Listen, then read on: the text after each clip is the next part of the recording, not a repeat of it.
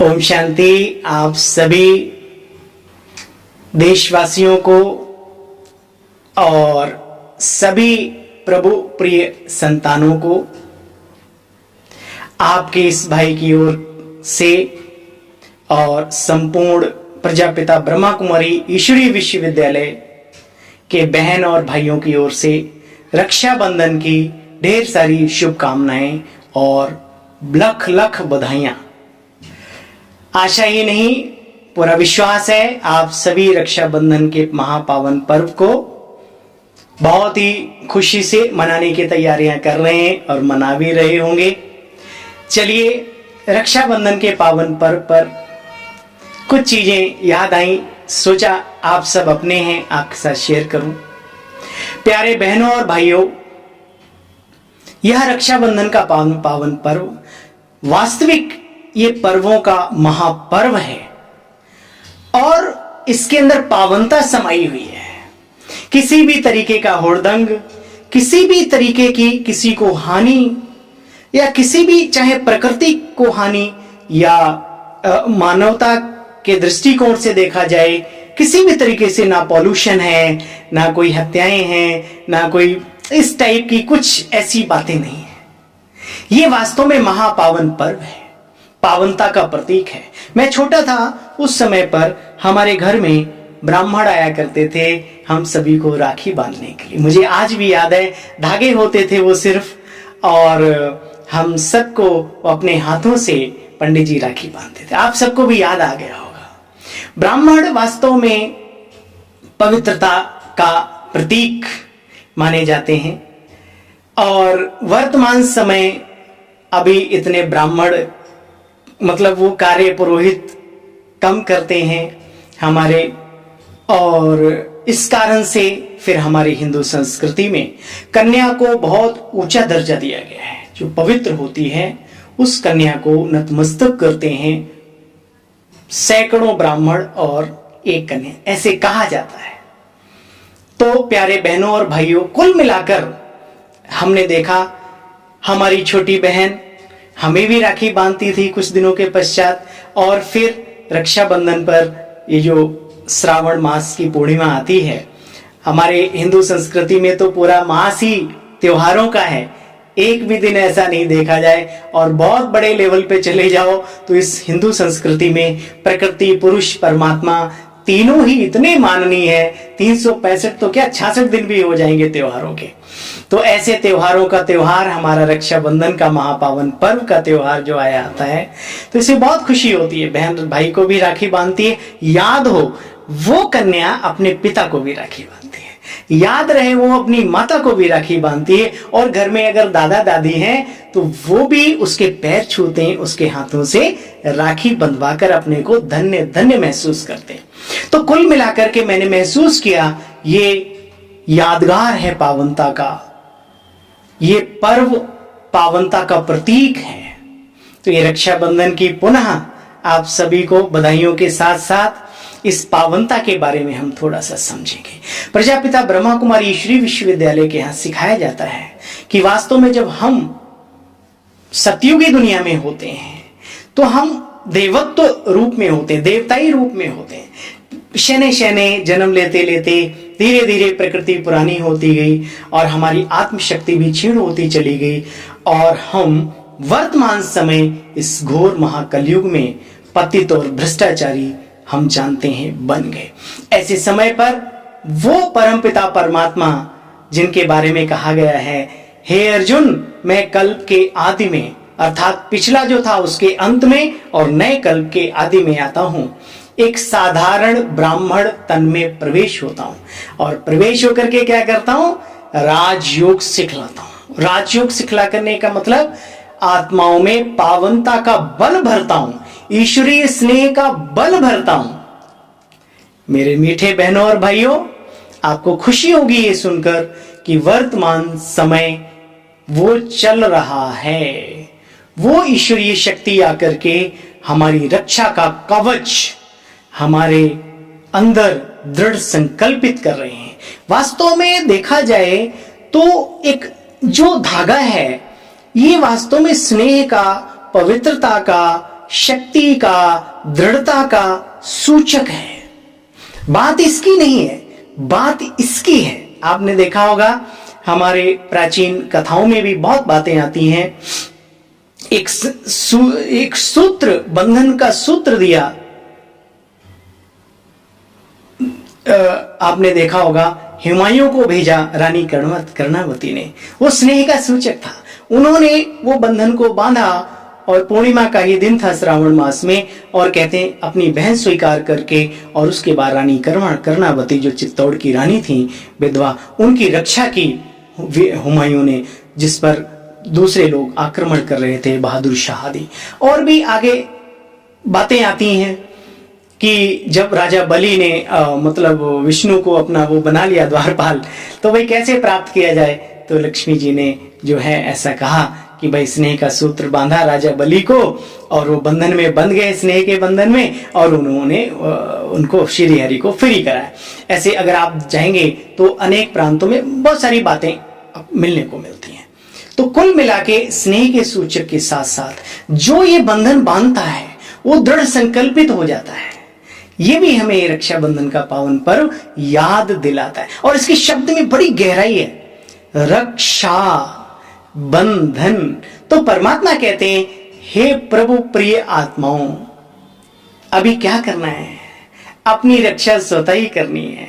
कैसे करनी है? एक ऐसा बंधन बांधकर, पवित्रता का बंधन, शुद्धता का बंधन, एक ऐसा बंधन जो अपनी रक्षा के साथ साथ अनेकों की रक्षा के निमित्त बन जाए। ऐसा बंधन, वह पवित्रता का बंधन।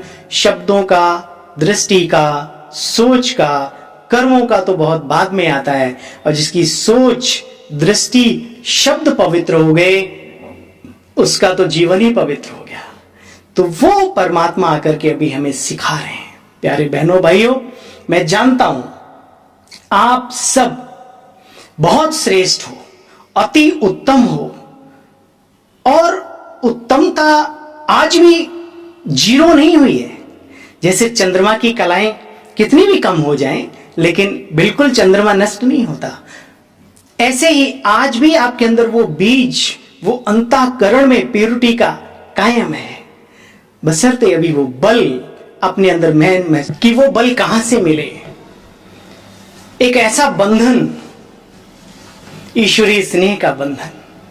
तो आइए इस रक्षा बंधन पर प्रभु प्रेम का बंधन बांधे, प्रभु शक्तियों का बंधन बांधे, श्रेष्ठ शुद्ध दृढ़ संकल्पित होने का बंधन बांधे। ऐसे बलशाली बने कि लोगों की रक्षा करने के निमित्त बन सके। और आप जानते हैं बाहरी रक्षा के लिए तो बाहरी इंतजाम बहुत हैं। हर देश ने, हर सरकार ने, हर व्यक्ति ने बहुत कुछ किया हुआ है, लेकिन इंटरनल रक्षा कैसे हो? आज मनुष्य अपने आप को जीवन में बहुत ही असहाय, दुर्बल महसूस कर रहा है। सब कुछ है उसके पास, फिर भी अपने आप को अकेला महसूस कर रहा है। श्रेष्ठ रास्तों पर चलने वाले लोग भी अपने जीवन को डामाडोल महसूस कर पा रहे हैं। वो अंदर से चाहते हैं कि मैं उच्च मंजिल पे पहुंचूं, कोई गिरना नहीं चाहता। ऐसी आत्माओं को भी बल देने के निमित्त बने हम, शक्तिशाली बने हम, और उसका एकमात्र उपाय यही है, और कोई उपाय नहीं है। और वो उपाय है कि आप अपने आप को उस ब्रह्मांड की सर्वोच्च सत्ता के साथ जोड़िए, महसूस कीजिए उसको अपने जीवन काल में, लाइए अपने उस स्नेह के बंधन को अपने जीवन में, और प्राप्त कीजिए अनेक दुखों को बंधन तोड़ने की ताकत, शक्ति, जिसको संकल्प शक्ति कहा जाता है। वास्तव में ये रक्षा बंधन अनेक कथाओं के माध्यम से हमें यही बताता है, स्वरक्षा के साथ साथ हम राष्ट्र की, देश की, राज्य की रक्षा करने के निमित्त बने। जिन आत्माओं ने प्रभु पिता के कहने पर पवित्रता का पालन किया, अर्थात मनुष्य से देवत्व की ओर जाने में उन्हें बहुत मदद मिली, वो परमपिता परमात्मा वर्तमान समय आया है, जो हमारा दैवित्व हमारे जीवन से नष्ट होता जा रहा है, जो हमारी संस्कृति हमारी नष्ट होती जा रही है, उसको पुनः जीवित करने के लिए, पुनः युग परिवर्तन करने के लिए वो पिता आया है। पहचाने उस परमपिता परमात्मा को, मन को उसके साथ जोड़कर प्राप्त करें उसकी सारी शक्तियों को, जिसको यहाँ की भाषा में राजयोग मेडिटेशन कहा जाता है। और ये टोटल निःशुल्क है। अनेक ब्रह्मा कुमार ब्रह्मा कुमारियां इस ईश्वरीय सेवा के निमित्त बनी हुई हैं। आप जाइए उनके करीब, और जो गए हुए हैं उनसे मेरा निवेदन है कि लगाइए अपनी लगन प्रभु मिलन में, प्रभु के द्वारा दी हुई शक्तियों को अर्जन करने में। बनिए अर्जुन, किनारे पर बैठकर अंदाजा गहराई का लगाया नहीं जाता, कूदना पड़ता है दरिया में कुछ पाने के लिए, कुछ पाने के लिए, कुछ पाने के लिए। तो प्यारे देशवासियों, समस्त संसार के प्राणियों, ये रक्षाबंधन का पावन पर्व वास्तव में बहुत ही श्रेष्ठ उत्तम है। इसको समझें, पहचानें, और सबसे श्रेष्ठ पहचान इस ईश्वरीय विश्वविद्यालय के अंदर आपको प्राप्त होती है। निःशुल्क है ये, क्योंकि ईश्वरीय ज्ञान, ईश्वरीय शक्तियां या सच्चा स्नेह, जिसको रूहानी स्नेह कहते हैं, वो पैसे या किसी बाहुबल की ताकत से प्राप्त नहीं किया जा सकता। हमेशा याद रखिएगा इस बात को। तो निःशुल्क है, लेकिन एक शुल्क है। आपको करीब आना पड़ेगा, आपको समझना पड़ेगा, यहाँ की बातों को महसूस करना पड़ेगा, तर्क को तर्क ना करते हुए प्रैक्टिस में लाना पड़ेगा, प्रैक्टिकल जीवन में अपनाना पड़ेगा। चलिए, बहुत ज्यादा शब्दों का इस्तेमाल ना करते हुए, मीठे मीठे बहनों और भाइयों, आप सभी को एक शब्द कह के मैं छोड़ता हूं। बचा लो अपने रिश्तों को जो वर्तमान बचे हुए हैं। न जाने कितने इस कोरोना काल में हमारे संबंध, हमारे रिश्ते हमारे से जुदा हो चुके हैं। होशियारी है, जो चले गए उनको हम नहीं ला सकते। समझदारी है, होशियारी है, जो बचे हुए हैं कम से कम उनको तो बचा लें हम, कम से कम उनको तो बचा लें हम। दिखाइए दरिया दिली, जाइए अपनों के पास, अपनाइए अपनों को। मिठाई खिला ना सको कोई बात नहीं, मीठे शब्दों की मिठाई तो खिलाओ। नहीं खिला सकते तो फिर संबंध कैसे बनेंगे? कुछ जाता नहीं है। मिलिए उनसे, अपने अपनों से। हाँ, दूरियां शारीरिक भले बना के रखिए, ये जरूरी है। मास्क और जो कहते हैं ना 2 गज की दूरी है जरूरी, ये लाइफ टाइम स्वच्छता को अपनाइए, लेकिन दिलों की दूरियों को अब कम कीजिए, कम कीजिए, वरना आप खुद अपने आप को अकेला, असहाय महसूस करेंगे इस भरे हुए भूमंडल में। याद रखना, इसलिए ये पावन पर्व हमें अपनों के नजदीक जाना सिखा रहा है। सीखिए, दृढ़ संकल्पित होइए, इस महापावन पर्व पर एक संकल्प कीजिए, मुझे अपनों को तो अपनाना ही है, लेकिन जो अपने नहीं है उनको भी अपनाना है। तो चलिए, रक्षाबंधन के पावन पर्व पर आशा ही नहीं पूरा विश्वास करता हूं, कोई आपसे रूठा हो तो उसे मना लें, खुद किसी से रूठे हुए हो तो बिना मनाए ही स्वतः ही मान जाए। इससे बढ़िया और क्या हो सकता है? ये जीवन का आनंद प्रदान करेगा, आपको आनंद प्रदान करेगा, आनंद। ये रक्षाबंधन यादगार बंधन बन जाएगा, ये रक्षाबंधन यादगार पावन पर्व बन जाएगा आपके जीवन काल में। तो आइए इस रीति से मनाते हैं रक्षाबंधन, और महसूस करते हैं, समझते हैं अपने आप को, करते हैं आत्मरक्षा, करते हैं बुराइयों से रक्षा, भरते हैं आत्मबल अपने लिए और अपनों के लिए।